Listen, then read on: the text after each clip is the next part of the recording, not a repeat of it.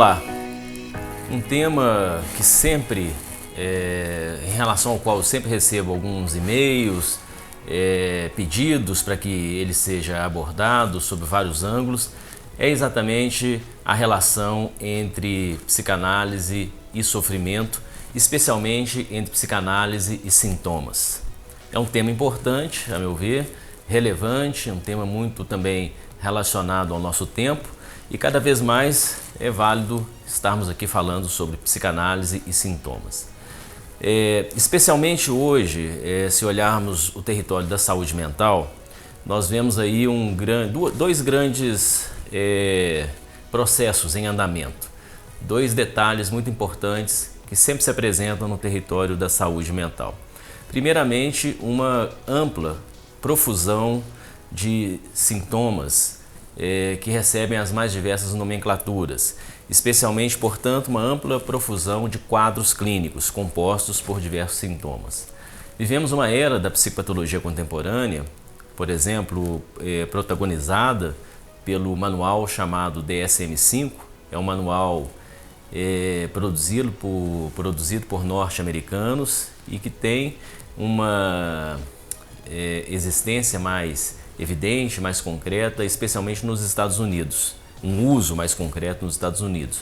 Mas ele exerce uma grande influência, ele tem uma grande presença nos mais diversos países do mundo, aqui também no Brasil, de maneira tal que hoje a psicopatologia contemporânea ela acaba sendo uma psicopatologia muito influenciada, ditada pelo DSM-5. Esse manual já está em sua 5ª edição. Ele é organizado pela Associação Psiquiátrica Americana. Aqui no Brasil, por exemplo, no SUS, em relatórios, em laudos, em prontuários, nós lançamos os diagnósticos da CID, Classificação Internacional de Doenças, 10ª edição, que é um catálogo também, um grande manual, produzido pela Organização Mundial de Saúde. No entanto, especialmente no campo da saúde mental, as categorias clínicas vigentes no DSM, como eu disse, acabam tendo uma presença, uma influência muito forte entre os profissionais e também uma presença muito forte em meio à mídia. Isso tudo faz com que hoje tenhamos uma tendência, como eu disse, bem curiosa, que é essa tendência a praticamente todos os comportamentos, as alterações de comportamentos, tudo que é a mais ou tudo que é a menos no que tange aos mais diversos comportamentos e a vida social como um todo, isso tudo acaba potencialmente recebendo um diagnóstico. É muito difícil escapar do DSM. Qualquer um de nós não termos 1, 2, 3 diagnósticos relacionados ao DSM-5.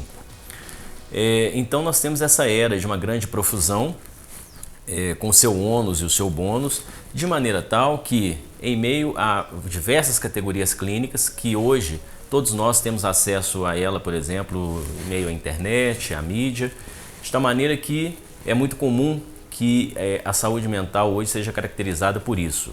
Pessoas que se apropriam, pessoas que acabam utilizando quadros clínicos, diagnósticos como nomeações, como etiquetas e se apresentam por meio dessas nomeações. A saúde mental está muito atravessada por essas nomeações. Transtorno afetivo bipolar, transtorno do espectro autista, borderline, etc. E aí o que se passa?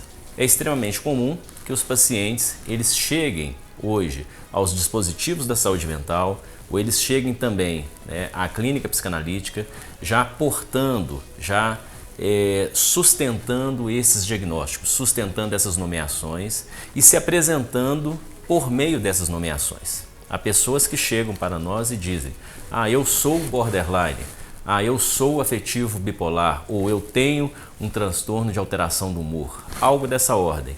Então hoje existe e há diversos interesses aí em jogo, sobretudo interesses mercadológicos, interesses também das indústrias farmacêuticas.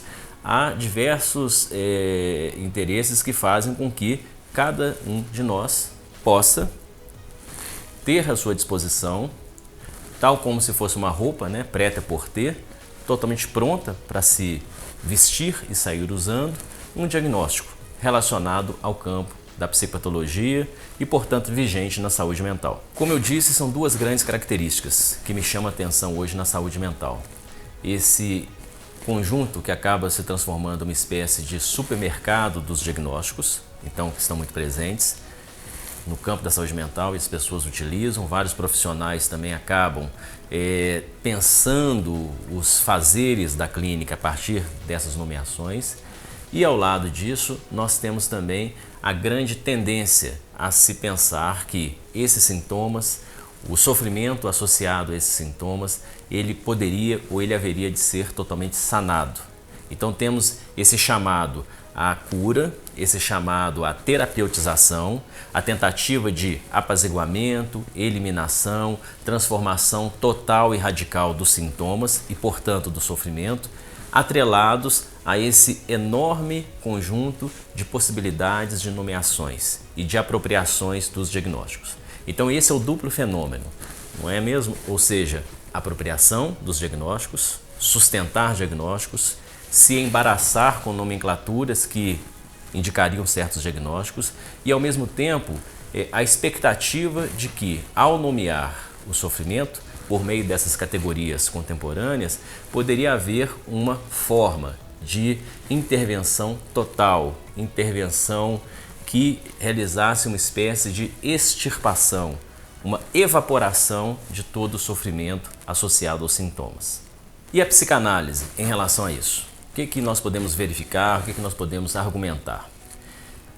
Primeiramente, vale salientar que a psicanálise, usualmente, sobretudo a psicanálise de perspectiva lacaniana, ela não trabalha de maneira homogênea em relação a essas categorias, a essas nomeações e nem mesmo a essa tendência a se nomear todos os tipos de comportamento, alterações, a mais ou a menos, que fazem parte do laço social.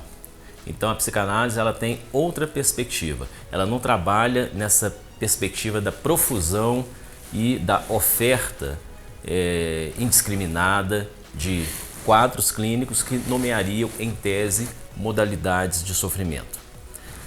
Uma outra situação também relacionada à psicanálise, mesmo ela não trabalhando nessa perspectiva, é importante, a meu ver, que ela saiba dialogar, que ela esteja atenta a esse fenômeno contemporâneo.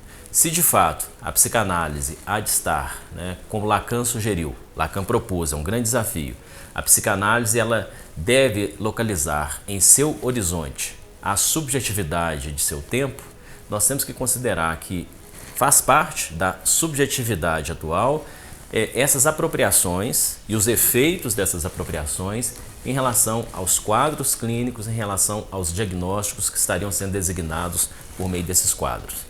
Então nós temos que, mesmo que a ética da psicanálise, a perspectiva de trabalho seja totalmente diversa do que está proposto hoje, especialmente no campo da psicopatologia contemporânea, é importante que a psicanálise ela escute, ela saiba localizar, dialogar, ela não simplesmente vire as costas para essas categorias. Por quê? Repito, os pacientes estão chegando já se autonomeando. Os pacientes, quando vão ao analista, é extremamente comum que primeiramente eles consultem o Google para, com mais ou com menos informação, se localizarem, verificar o que eles têm, o que eles são, o que se passa com eles. E eles chegam aos consultórios falando exatamente desse tipo de saber, desse tipo de conhecimento. Então isso faz parte do nosso tempo. Mas a psicanálise trabalha numa outra perspectiva. E aí sim temos que ter atenção com relação àquela outra característica que eu mencionei, a tentativa de tratar tudo, de sanar tudo. Ou seja, a mensagem que a psicopatologia contemporânea e a saúde mental também em alguma medida passam para nós todos. O sintoma, o sofrimento é um grande mal. Nós temos que buscar formas de abordar, de apaziguar e de preferência de extirpar, de solucionar radicalmente isto que nos habita. Ora, para a psicanálise não é exatamente assim. O sintoma, mesmo que ele acarrete um mal-estar, mesmo que ele acarrete um sofrimento, o sintoma é algo que faz parte de nós. Nós não podemos pensar que o sintoma é alguma coisa que não tem nada a ver comigo e um dia magicamente se manifesta em mim e, portanto, eu tenho que procurar um especialista, no caso, um especialista do campo da saúde mental, para que ele, com suas técnicas, com seus medicamentos, com seus procedimentos, elimine de mim esse mal-estar. Para a psicanálise, A nossa relação com o sintoma, e Freud notava isso muito bem, é uma relação íntima, é uma relação complexa.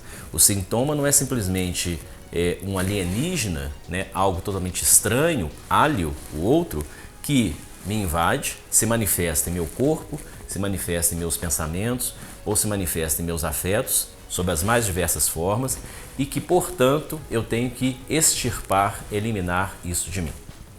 Pelo contrário, todo sintoma tem uma certa razão.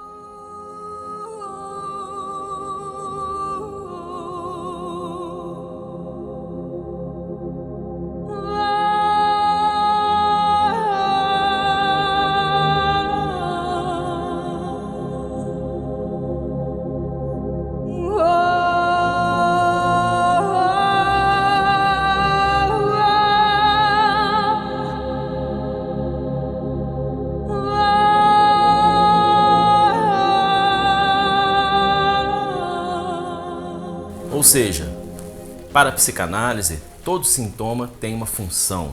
Todo sintoma, nesse sentido, tem uma certa razão. Eu posso desconhecer, eu posso não me dar conta inteiramente dessa razão, desse sentido, mas o sintoma não é simplesmente alguma coisa que me invade e que não tem nada a ver comigo. Então nós temos que ter todo o cuidado em relação ao sintoma. A prática analítica, ela caminha passo a passo, ela não é uma prática feita contra o sintoma, ela é feita a partir do sintoma, junto do sintoma. Então, a psicanálise, ela não porta essa expectativa, porque não é isso que nós escutamos na relação de cada um com o seu sintoma, essa expectativa de extirpação, de eliminação do sintoma. Muito pelo contrário, o grande desafio na prática analítica, considerando a especificidade de cada caso, é saber fazer algo com o sintoma. Todo sintoma tem algo nele que é ineliminável. O sintoma tem um resíduo que não sai do lugar. Várias situações do sintoma, uma superfície do sintoma, ela pode ser transformada, metamorfoseada, o sofrimento relacionado ao sintoma ganha certos destinos, se transforma, diminui, se apazigua. Mas sempre haverá um certo resíduo. E o grande desafio é o que fazer com esse resíduo. É aí sim que Lacan vai nos falar de um saber fazer com o sintoma. Tem uma expressão em francês que é savoir-faire. Ela é muito utilizada em várias situações. Savoir-faire é um saber técnico, é uma perícia, é uma habilidade. Por exemplo, um mestre cook, ele tem um savoir-faire, ele tem habilidade. Um chefe, ele tem habilidade em fazer pratos, ele tem habilidade em fazer receitas. Esse é um savoir-faire. O que Lacan propôs é que, ao final da análise, cada um de nós possamos, depois de uma trilha, que não é curta, não é instantânea, depois de uma trilha em relação ao sintoma, nós podemos pensar em um savoir-y-faire. Então tem aí um Y, não é bem savoir-faire, é savoir-y-faire. Nesta metáfora, nessa analogia com o chefe, seria mais ou menos o seguinte: savoir-faire é saber fazer a receita, saber ter habilidade, saber realizar os pratos com destreza, porque ele se aperfeiçoou, ele tem perícia, ele tem o cotidiano dessa prática. Agora, o savoir-y-faire é, por exemplo, um prato que leva um ingrediente tal, X, por exemplo, uma farinha de trigo. E aí, num dado dia, ao fazer esse prato, não há farinha de trigo. Então, o chefe, ele tem que fazer um prato, mesmo não dispondo da farinha. Ele tem que se virar, ele tem que criar, ele tem que inventar. O savoir-y-faire é exatamente esse tipo de habilidade inventiva. Não é bem a habilidade da perícia repetitiva, mas é saber fazer alguma coisa, portanto, com o sintoma, saber dar um destino ao sintoma, na medida em que tem algo nele que é irresolvível. Tem um resíduo que você tem que tentar dar um destino, você tem que criar algo com esse resíduo, você tem que se virar nesse sentido, então você tem que desenvolver uma se virabilidade com o sintoma e não esperar que ele desapareça. É nesse sentido, por exemplo, um rápido fragmento clínico que uma pessoa que sofre de insônia, não dorme, vai ao analista por isso, pode até ser conduzido ao analista por isso, buscar uma solução para a sua insônia, buscar um deslocamento dessa insônia e até esperar que essa insônia desapareça. Depois de uma trilha analítica, pode ser que algo desta insônia se transforme, mas algo também permaneça. E aí que vem exatamente quando, por exemplo, me lembro de um paciente que aí sim ele começou a se deparar com uma criação artística que ele não tinha antes, exatamente nos momentos em que ele não conseguia dormir. Então, ao não dormir, ele buscou um despertar em relação a algo que ele desconhecia. No caso dele especificamente, foi um despertar artístico. Ele é um criador, ele é um letrista de um estilo de música bem específico. E isto ele começou a criar exatamente depois de uma trilha de sofrimento, sim, mas quando esse sofrimento ele é mitigado, algo dele é apaziguado e fica um resíduo, e aí ele tem que buscar um savoir-faire. Ele tem que buscar uma criação em relação a esse resíduo do sintoma. No caso dele, e isso é absolutamente singular, em cada caso, ele se transformou, isso está em andamento, num criador musical a partir daquilo que não lhe deixava dormir. A partir da impossibilidade de dormir, ele encontrou um despertar criativo. Este é o savoir-faire em relação ao sintoma, e é isto que nós temos que buscar no caso a caso em relação a cada trilha analítica. Até o nosso próximo encontro.